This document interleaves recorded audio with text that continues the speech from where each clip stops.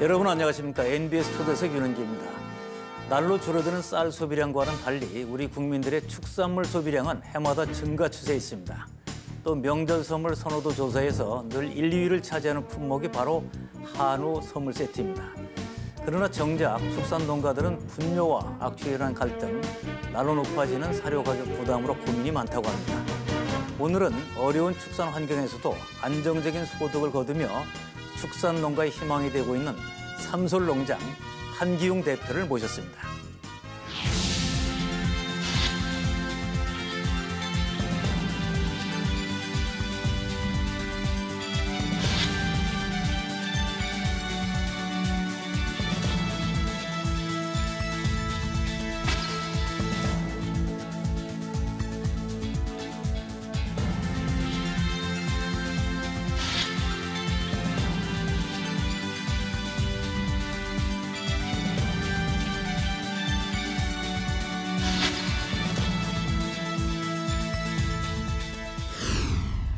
예, 오늘은 우리 한우에 관한 얘기를 나눠보겠습니다.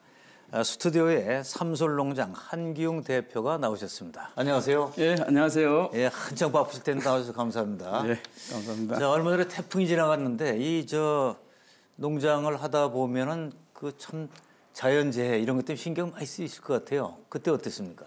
예, 매스컴에서는 뭐 태풍이 강력하다고 말씀을 하시고 이랬는데 생각외로 경남면 쪽에는 크게 피해가 없었습니다. 자, 그래도 이제 제가 볼 때는 뭐 여름에 무더위, 또 겨울에 추위 이런 것 때문에 상당히 신경이 쓰일 텐데 기본적으로 온도를 어떻게 유지하는 겁니까?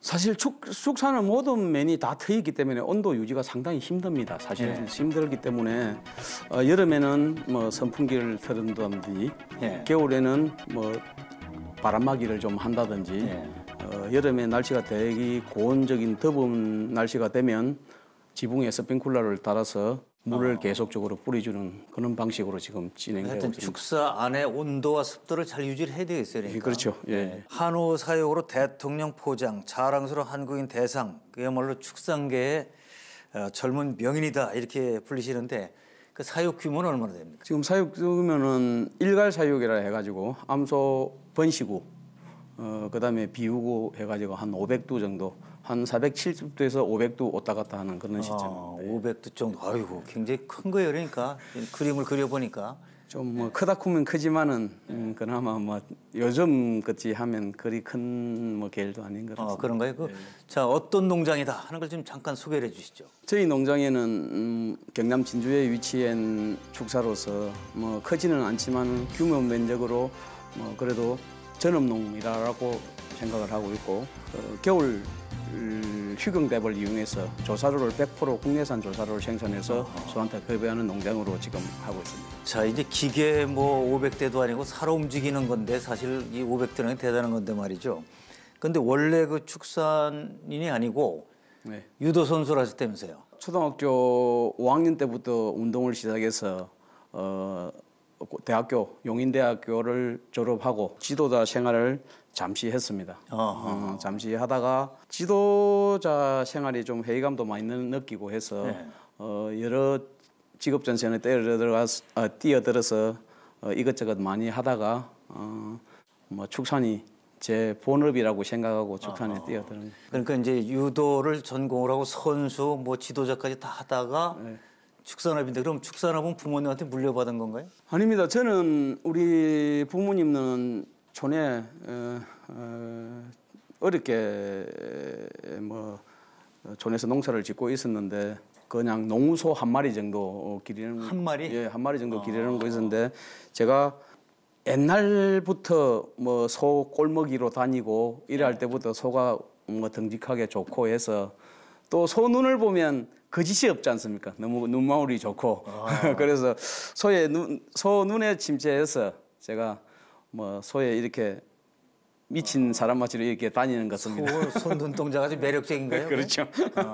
그럼 사람이 보면 소도 이렇게 빤히 볼 거 아니에요? 네. 그럼 서로 교감이 좀 되나요, 이게?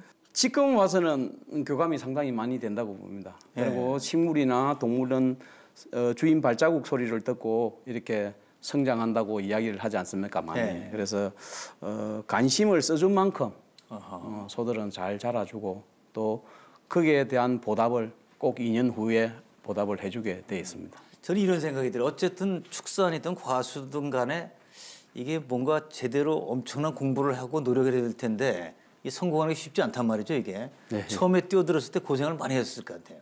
그렇죠. 제가 뭐 운동만 한 사람이고 농사도 저는 지을 줄 모르는 그런 시절이고 그래서 소차를 사서 이리저리 다니면서 소에 대한 정보, 뭐 기본 기술도 배우고 소를 매입하는 거, 소 생김새 이런 걸 공부를 많이 했죠.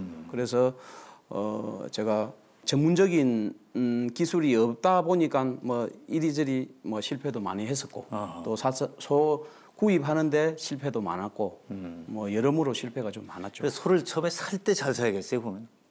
그렇죠. 네. 아무래도 그럼 뭘 보고 판별을 합니까? 좋은 소인지 아닌지. 일단 요즘에는 뭐 스마트폰을 갖고 뭐 그 위에 행매라든지 네. 그 가족일 유전 연극을 족보가 다 나오네 그러니까. 예. 그렇죠, 그렇죠.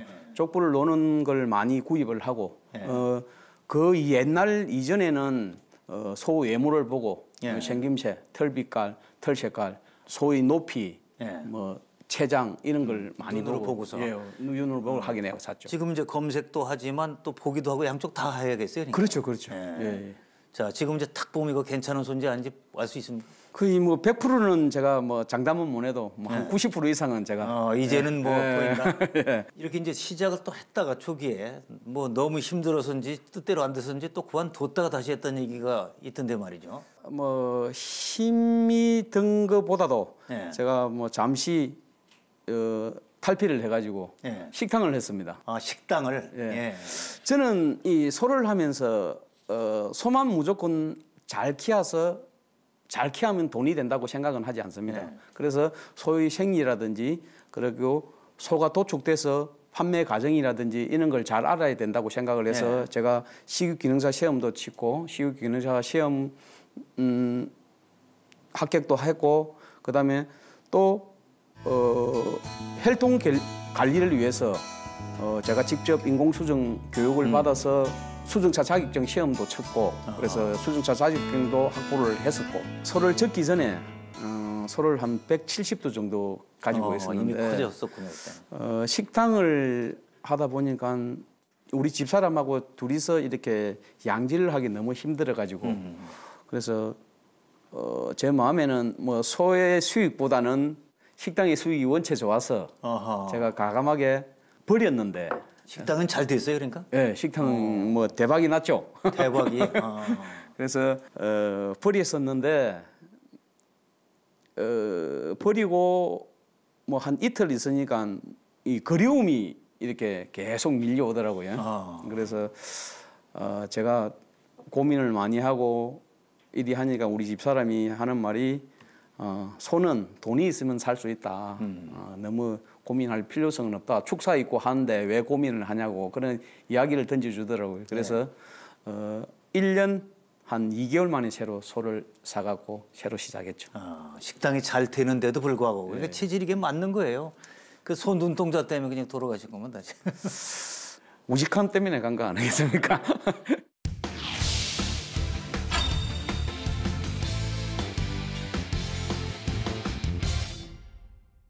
두 번째 시작할 때는 더 많은 공부를 하신 것 같은데 경남 농업마이스터 대학 여기도 가서 공부를 하셨어요?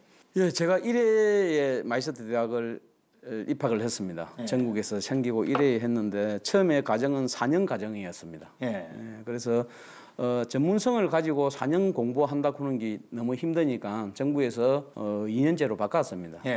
바뀌어서 그래서 저는 1+1으로 해갖고 2년 더 할 분들은 2년을 공부를 더 하고 저는 2년에 졸업을 하고 계속적으로 농장의 기술 접목을 많이 했죠. 그럼 이제 농진청이라든가 그쪽의 전문가들한테 또 많이 여러 가지 배우셨겠어요. 97년도 IMF와 당시에 소가 하루에 먹는 거는 뭐 한 3,500원어치 정도 먹는데 성장하는 거는 한 1,200원 정도 성장을 했어요. IMF 당시에 소값이 너무 하락하다 보니까.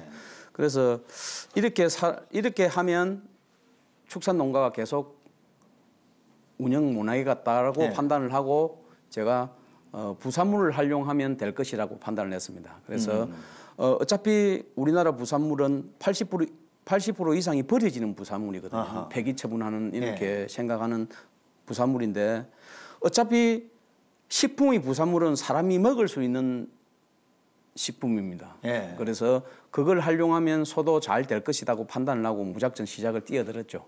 그 사람이 먹을 수 있는 건 뭐 소도 먹을 수 있는 거니까. 예. 예. 근데 결국 이제 소를 키우면서 가장 많은 비용이 들어가는 게 사료죠, 그러니까. 예, 사료. 근데 이제 사료 쪽을 잘 이게 이제 바라보시게 된 거네요, 그러니까. 그렇죠.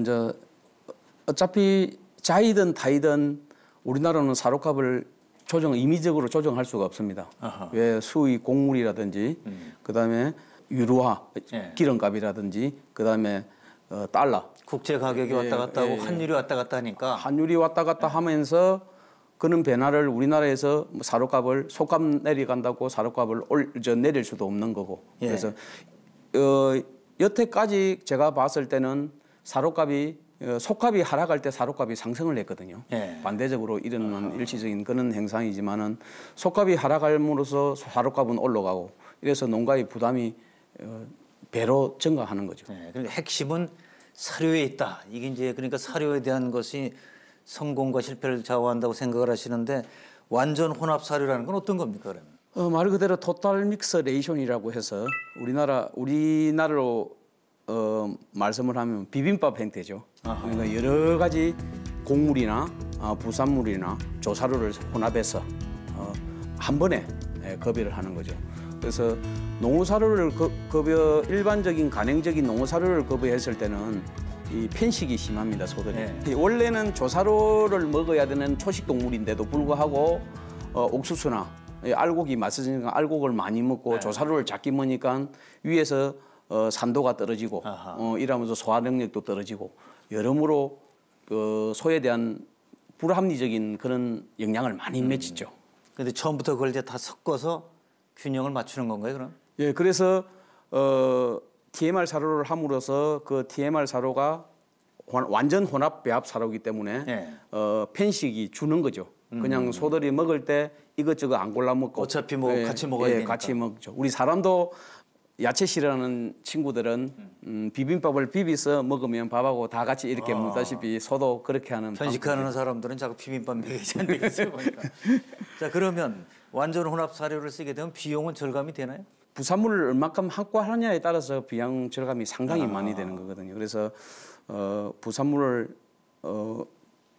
확보에 따라서 사료 가격이 차이가 많이 나죠. 네, 그러니까 이제 그거 확보하기 위해서 또 정보가 있어야 되고 그걸 개발을 잘 해야겠어요, 그러니까. 예, 그렇죠. 자, 그러면 이제 자가 혼합 사료를 만들어서 성공에 크게 도움이 됐다고 하는데 어떤 식으로 하셨습니까? IMF 당시에 상당히 고민을 많이 하다가 TMR 사료를 하면 될 것이다 판단해서 네. 제가 TMR 사료를 했습니다. 네. 그런데 이제 전문적인 기술도 없고 그냥 제 방식대로 이렇게 하면 될 것이라고 판단해서 했었는데 좀 많이 실패를 봤습니다. 네. 예, 그래서 전국적으로 이렇게 축산 농가 자가 TMR 조금 하는 분을 찾아서 공부를 많이 했죠. 예.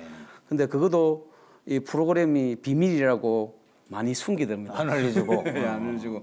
그래서 우연한 기회에 제가 마이스터 대학 다니면서 축산과학원의 오영근 박사님을 만났고 그때부터 전문적인 기술과 전문적인 배합비를 습득한 거죠. 노하우를 이제 습득한 거예요. 예, 습득한 거죠.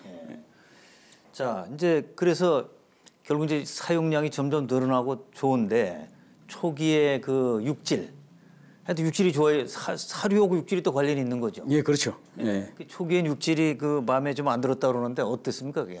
이것이 뭐 성장하는데 별 문제가 없었고 뭐 소가 크는데도 별 문제가 없었는데 도축을 해보니까 투뿔, 완뿔, 완 이렇게 넣어줘야 이 경쟁력이 제값을 있는 건데, 받는데. 제값을 네. 받는 건데 비서리 뭐 고기 양은 많은데 지방이 전혀 없다든지 그러면 고기 질이 떨어지기 때문에 소비자한테 선호도가 떨어지고 네. 경매 단가가 낮아지고 하기 때문에 그런 피해가 상당히 많았죠. 그래서 제가 잠시 그 기간을 좀 접었죠. 자, 그래서 보완을 어떤 식으로 했습니까, 그럼 나중에? 그래서 이제 제가 여러 군데 찾아뵙고 전문 기술자를 만나고 해서 기술을 보완해서 새로 배합비를 짜서 여러 전문가한테 검증을 받아서 새로 시작을 한 거죠. 네, 육질이 좋아졌어요 이제? 그래서 제가 제일 보람 있는 게 그 TMR을 새로 배합비를 짜가지고 만들고 나서 첫 출하를 냈습니다. 한 20개월, 한 18개월 만에. 근데 속으로 여러 가지 궁금증이 과연 제대로 나올까? 예, 예. 그래서 제가 한 12개월 정도 먹이는 걸 한 18개월 더 먹이는데 출하를 할 때 그때 당시에 겨울인데 제가 집회 장소에 있었습니다. 우리 뭐 또 수입 생우 이런 것 때문에. 네. 그래서 저는 집회하는데 별로 관심이 없고 휴대폰만 채려보고 있었습니다. 이게 그 결과가 그날 궁금하니까. 이제 등급이 놓으니까 그래서 6벌이를 출하했는데 6벌이 다 투뿔이 나왔어요. 그때 만세 불렀겠네요. 상당히 기분은 좋았죠. 예. 예. 자, 그리고 지금 말씀 듣고 보니까 이제 사료 비용을 줄이면서도 육질은 좋아져야 되는 그게 이제 중요한 거 아니겠어요? 예, 그럼 성공 맞죠. 여부는. 예. 자, 그런데 그게 이제 어느 정도 그렇게 마저 떨어진 건데 투뿔로 나와가지고 말이죠. 예.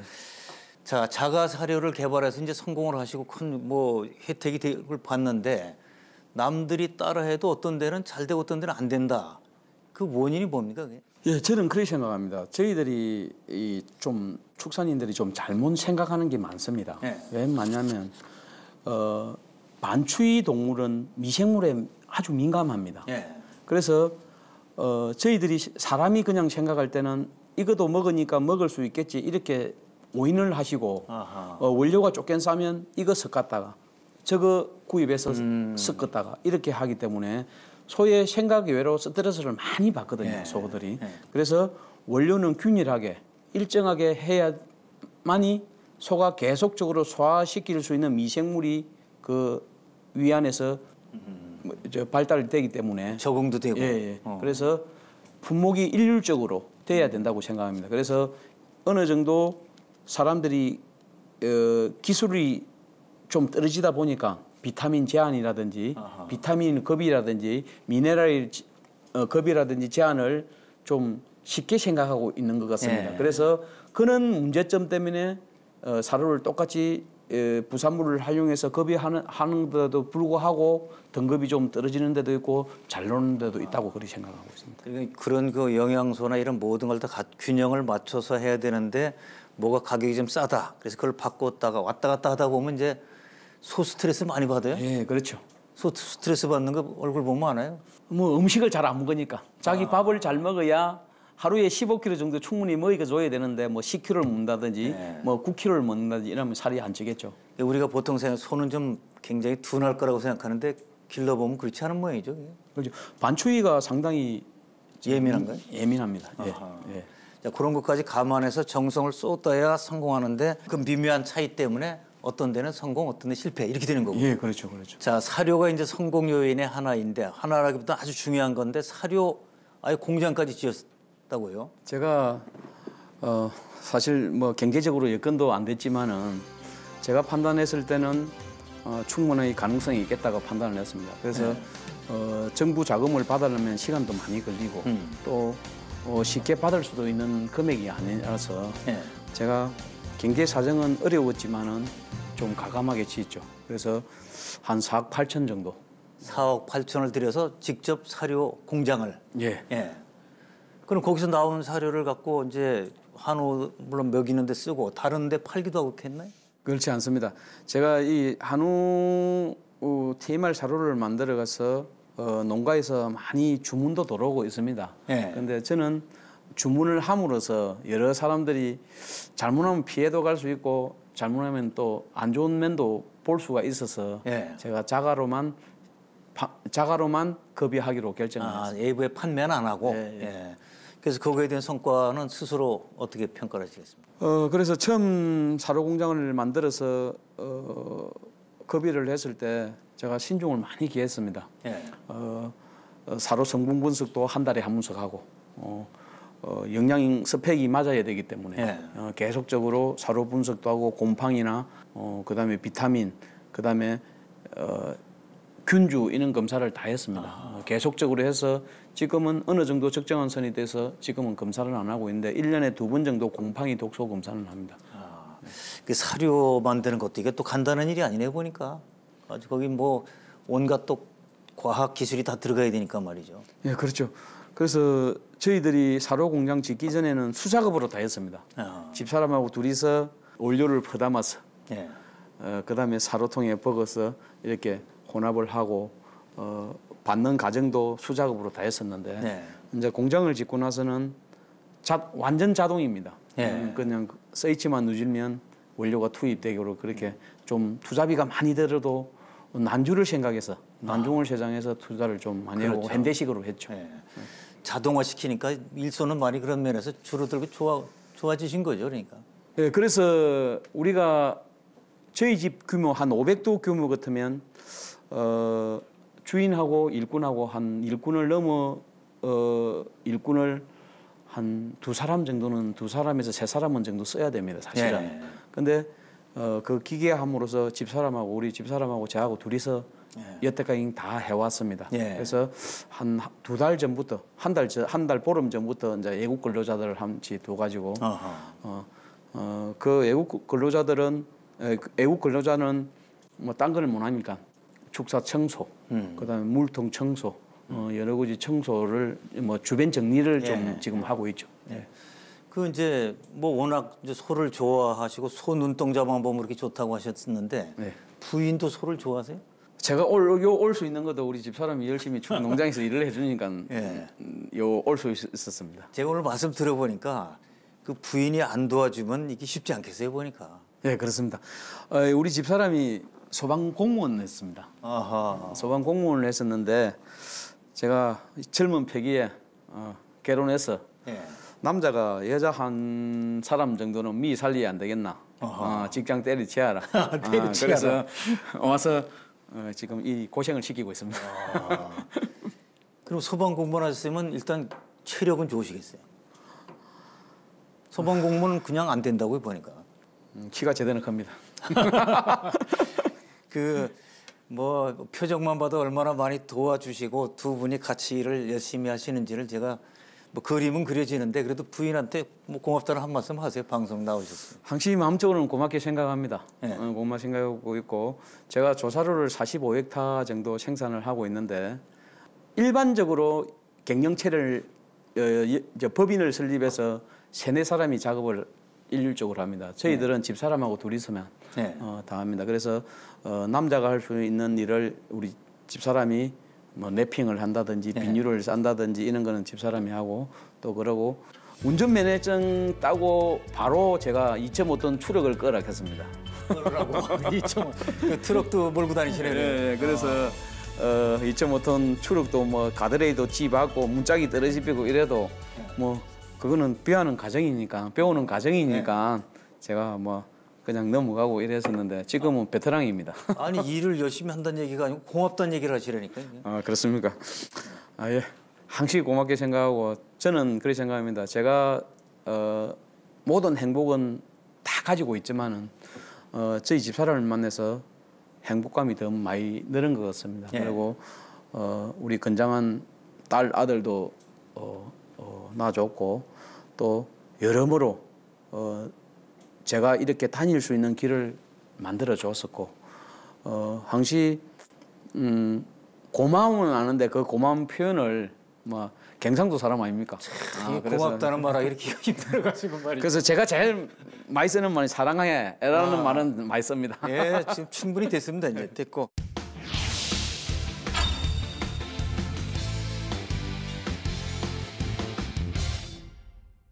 쭉 이렇게 자료 조사를 해보니까 그렇게 어렵게 배워서 성공했는데 그 노하우를 주변에다 공개를 했다.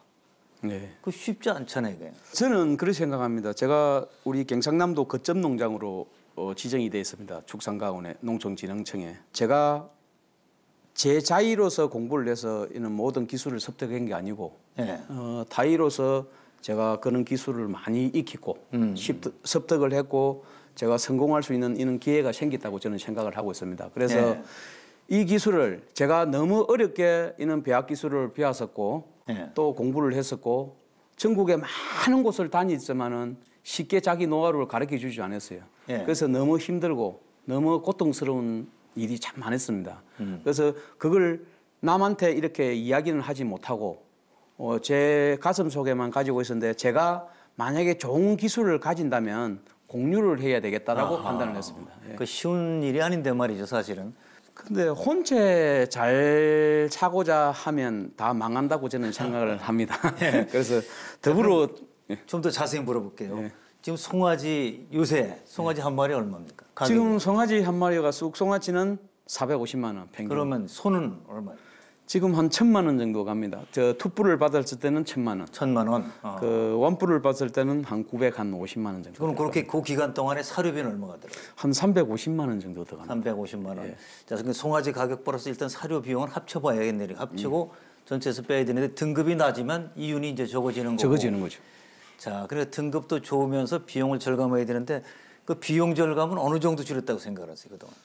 저는 볼 때 뭐 기준적으로 이렇게 판단했을 때 40% 이상 절감이 되지 않나 생각합니다. 그리고 제가 그 사업을 시작하면서 축산과학원하고 컨설팅을 계속했습니다. 예. 그래서 그 결과로는 두당 40%에서 45% 정도 절감한다라고. 그러면 뭐 다른 농가하고는 저 차이가 엄청 나는 거예요, 그러니까. 그렇죠. 예. 자, 그래서 이제 경쟁 우위를 확보했는데 불구하고 그 노하우를 함께 잘 살기 위해서 나눠줘야겠다. 참 그러니까 제가 볼 때는 뭐 노하우만 중요한 게 아니라 그 소위 그 경영 철학이 제가 볼 때는 남다르신 분이 아닌가 생각을 합니다. 본인이 볼 때 그 사료 이외에도 성공 요인이 뭐라고 생각을 하세요? 우리나라에 이제 우리 국토에 뭐 거의 논이 대부분 타지않는 예. 농작물에 그래서 오히려 휴경답을 그냥 비워두는 게 너무 많아서 예. 논주인이나 논을 임대해서 배농사를 짓는 분을 설득해서 제가 거의 우리 매내 예. 한 65% 정도 제가 조사료를 심습니다. 예. 심는데 이제 일단은 뭐 하우스나 이런 걸 빼고 배작물만 하는데 그 정도 조사료를 심는데 그런 조사료를 심어서 활용함으로써 모든 게 뭐 비용 절감이나 모든 수익 면에서 높아진다고 저는 생각합니다. 자, 이제 소의 사료를 좀 구체적으로 한번 알아봤으면 좋겠는데 그 안에 들어가는 게 뭐 여러 가지더라고요 보니까. 예. 뭐가 들어갑니까? 이게? 예, 먼저 우리 이제 식용으로 하는 버섯, 버섯 베이지, 버섯 베이지, 그다음에 두부를 만든 비지, 비지. 그다음에 참기름을 짜고 난 깻묵, 예, 깻묵은 맛있어요. 그리고 미강, 미강, 나락 도정을 하온 쌀을 찌고 난 미강 부산물, 예. 그다음에 보리쌀을 찌고 난 맥강, 그다음에 소맥피, 예. 담백피, 대두박 뭐 이런 걸 다 사용하고 있죠. 아, 굉장히 여러 가지가 들어가네요. 영양분도 골고루 있겠어요. 이렇게 따지면. 한 품목이 한 10가지에서 12가지 정도. 그런데 10가지 넘는 거를 잘 이거를 확보하려면 소 마리수도 좀 많은데 말이죠. 어떻게 하죠? 단빈히 약속한 거래처들이 있나요? 저는 지금 한 그냥 10몇 년 동안 계속 부산물을 활용해오고 한 거래처만 꾸준히 거래해왔기 때문에 뭐 딱히 저희 농장에는 전화 한 통화만 하면 뭐 거의 농장에 공급은 되죠. 자, 이제 축산과학원의 거점 농장으로 선정돼 있다고 하는데 거점 농장 제도는 뭡니까? 축산과학원에서 여러 전국적으로 다니면서 기술 공급을 이렇게 기술 지도를 못 해주니까 네. 각 도마다 거점 농장을 선정을 했습니다. 그 농장에 가면 축산과학원에서 하는 그대로 따로 할 수 있고 배울 수 있고 이렇기 때문에 거기 가서 보고 배워라. 네, 그렇죠. 경남에 있는 분이 서울까지 오서 공부할 필요 없다. 네. 그러니까 경남에서는 경남 거점 농장을 마련해서 그 농장에 오서 뭐 공부도 하고 뭐 개낙도 하고 이런 식으로 하는 거죠. 그래서 저는 농장 개낙을 100% 오픈을 하고 있습니다 지금. 네. 거점 농장이 되면 그만큼 이제 말하자면 뭐 자긍심도 있을 수 있고 노하우도 쌓여 있을 텐데 그럼 견학을 이제 많이 올 거 아닙니까 여기저기서 전국 그 지역 일대에서? 저희 농장은 전국에서 거의 이 개낭을 다 왔습니다. 전국에서. 예. 그리고 특히 요즘에는 이세농들이 예. 상당히 관심을 가지고 많이 오고 있습니다. 아, 그러니까 젊은 예. 축산인들한테 뭐를 강조하십니까? 저는 그렇게 생각합니다. 젊은 농이 상당히 지금 중요하다고 생각합니다. 우리 축산농이 그냥 연세가 다 이게 고령화 되다 보니까 상당히 좀 시기적으로 지금 발전 저해, 그러니까 축산이 더 발전할 수 있는데도 불구하고 지금 고령화되다 보니 투자라든지 이런 게 좀 미흡하고 예. 또 환경적인 문제가 좀 미흡하다 보니까 문제적으로 지금 대두되는 게 상당히 많습니다. 예. 예. 그래서 젊은 2세들이 새로 와서 이 좋은 환경을 만들고 또 축산의 발전에 되는 이런 지원도 좀 받아서 현대화적인 축산을 해야 된다고 저는 홍보도 더 하고 기술도 끌어들이고 예. 역시 젊은이들이 들어와야 미래가 있다 이렇게 보시는 거네요. 그러니까. 예, 그렇죠, 그렇죠. 근데 그 젊은 사람들 중에 또 딱 보면 아, 앞으로 크게 되겠다 싶은 사람들이 있을 거 아니에요. 그땐 기분 좋죠. 그렇죠. 열의가 있는 분이 당면데 지금 당연 문제가 뭐냐면 예. 이세농이다 보니까 아버지가 하시던 기술이 있기 때문에 자기 주도적인 기술이 있기 때문에 자식 말을 잘 안 들으려고 합니다. 사실적으로. 아하. 네가 뭘 안다고 야. 이런 식으로 일은 시키면서 모든 걸 이렇게 안주까지 자식을 못 믿는 이런 내가 입장이라서. 해왔던 거를 그대로 해라. 예, 예, 그렇죠. 아. 그래서 이세농이 오면 꼭 부모님을 한 모시고 우리 농장에 방문을 해라고 꼭 말씀을 합니다. 그래서 부모님들도 상당히 저희 농장에 와서 새로운 투자를 아들에게 해주려고 그런 뭐 조언도 많이 듣고 가고 합니다. 자, 그러니까 이제 예를 들어 뭐 저 아버지와 아들 이세농 이 경우에 보면 젊은이 많아서 배우는 게 아니라 사실 현재 아버님이 와서 새롭게 바뀐 기술, 노하우를 그걸 아셔야겠어요, 그러니까. 그렇죠. 예. 그러면 뭐 프로그램을 다 가급적 많이 초청하셔야겠네, 프로그램에. 그래서 이제 제가 이제 생각하는 거는 요즘 각 도 시군마다 기술센터나 축협에서 한우대학이라고 설립을 해가 교육을 많이 하고 있습니다. 한우대학. 예, 네. 한우대학 전문대학인데 한 1년 과정을 해가지고 네. 뭐 일주일에 한두 번 정도 공부를 하는 그런 프로그램이 많습니다. 네. 그래서 거기에서 이세동이 많기 때문에 상당히 그런 데서 견학이 지금 많이 들어오고 있습니다. 그럼 앞으로 현재 규모보다 더 키울 구상을 갖고 계시나요? 제가 한 1,000두에서 1,500두 정도 생각을 했습니다. 예. 땅도 농장 부지도 확보를 했었고. 어허. 근데 제가 거기서 태어났고 그게 부모님 고향이고 제가 이때까지 선후배 관계 유지를 잘 해왔었는데 예. 지금 제일 대두가 그거지 않습니까? 축산 환경, 오염, 악취. 예. 그래서 이런 것 때문에 지역 주민하고 갈등이 심해지면 예. 결국적으로 제가 고향에서 설 자리도 돈은 벌겠지만은 설 자리가 없어질 것 같고 해서 제가 포기를 했습니다. 그래서 500두에서 그 소라마나도 최선을 다해서 길러서 수익을 최대한 올리려고 노력은 하고 있습니다. 품질 개선이라든가 경영을 잘 하시는 건데 더 키우면 지역 주민들과 상생이 어렵겠다. 예, 그렇죠. 뭐 이때까지 매번 선후배지간의 그런 관계도 끊길 수 있고. 지금 뭐 500두 정도 길러도 뭐 생활하시는 데는 충분하지 않나요? 딱히 좋습니다. 뭐 지금 잘 하시는 걸로 다 이제 칭찬도 많이 들으시고 가족은 어떻게 되세요? 가족은 지금 저희 이 아내, 그다음에 딸 둘, 아들 하나입니다. 예. 그러면 이제 나중에 이제 자녀들이 크면 이거 축산 혹시 이어받겠다는 자녀가 있나요? 지금 현재로서는 저희 애들이 다 예체능을 하기 때문에 예체능 쪽으로. 예체능을 하기 때문에 아직까지 딱히 뭐 물려받을 친구가 없습니다. 모르죠. 뭐 저 아빠도 저 유도를 하다가 선수까지 하다가 돌아갔으니까. 그런데 그리고 부모님과 또 유전을 인자를 받아서 확실히 또 어떤 운동을 합니까? 아들은 축구 선수입니다. 지금 대학교에 축구 선수 생활을 하고 있고 그 딱히 아버지 안 닮아가 키가 큽니다. 뭐 불만은 없으시죠?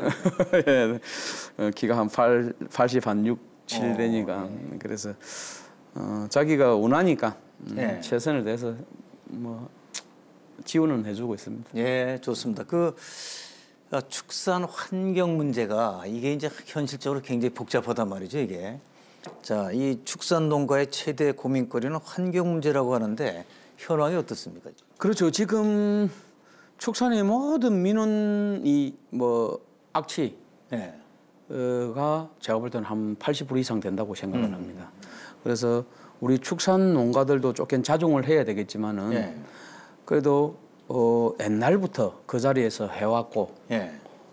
그 자리에 있었는데 그걸 자꾸 그것도 사업이고 그것도 자기 재산권인데 예. 그걸 계속적으로 냄새 난다고는 이유로 계속적으로 좀 미는 소지가 상당히 많거든요. 그래서 그게 상당히 어렵고 지금 딱히 내년 3월부터 후속도 검사를 하게 돼 있습니다. 대비 후속도 검사를. 근데 이게 참 애로사항이 있는 게 그겁니다. 정부에서 이런 제도를 만들면 예. 공청회를 한다든지 어느 정도 시설을 갖추게 해놨고 이런 법적을 제도를 만들어서 이렇게 시행해라고 말씀을 해야 되는데도 불구하고 예. 무작정 뭐 행정에서 내년 3월까지 해, 내년 4월까지 해, 이거는 저는 안 된다고 저는 생각하거든요. 그래서 그걸 우리 정부 차원에서도 그걸 좀 많이 생각을 하셔가지고 농민들이 살 기회를 살 장소를 확보해주면서 예. 그런 그 제도를 만들어야 된다고 저는 생각합니다. 자, 무허가 축사 문제 어떻게 되고 있죠, 지금? 예, 그렇습니다. 지금 1년 유예가 있어갖고 9월 27일까지 완료인데 아직까지 그 축사에 대한 규제가 너무 많다 보니까 아주 절차는 받고 있어도 9월 27일까지 원하는 농가가 많습니다. 그래서 정부에서 환경과나 농림부, 건축국에서 9월 27일까지 설계나 청량을 마무리한 농장 중에서는 어느 정도 기간을 연장하기로 유예해주고 유예해주기로 그렇게 뭐 결정은 났습니다. 예. 이제 무허가 축사 문제는 서서히 이제 시간이 가면서 해결이 되겠군요, 그러니까. 예, 그런데 이 자체가 하고 싶어도 못하는 분이 너무 규제가 강하기 때문에 환경부나 이런 여러 규제가 강하기 때문에 지금 하고자 하는 열의는 있어도 그런 규제가 좀 완화 안 됨으로써 좀 할 수 있는 여건이 상당히 힘들죠. 예, 현실도 좀 가만히 됐으면 하는 생각이고요. 자, 그 문제는 이제 축산 농가들이 가지고 있는 지금 공통의 이제 과제죠. 해결 과제고. 아까 잠깐 얘기가 나왔습니다만은 축산업이 제대로 발전하기 위해 우리 뭐 쇠고기 안 먹을 수 없잖아요, 지금. 그렇죠. 예, 그래서 이제 젊은이들이 축산업에 도전을 해야 되는데 이 젊은이들 새로 도전한 젊은이들한테 무슨 얘기를 해주면 제일 좋을까요, 이게? 저는 생각이 그렇습니다. 축사는 우리 한우나 모든 축사는 비전이 있다고 생각을 합니다. 예. 그래서 젊은 이세농들이 청년농들이 뛰어들면 자기 주관적으로 열심히 하면 꼭 성공할 것이라고 생각을 합니다. 그런데 지금 정부 규제나 모든 규제가 너무 엄격하고 심하기 때문에 그는 청년농들이나 이세농이 뛰어들기를 좀 꺼려하고 있다고 저는 판단을 하거든요.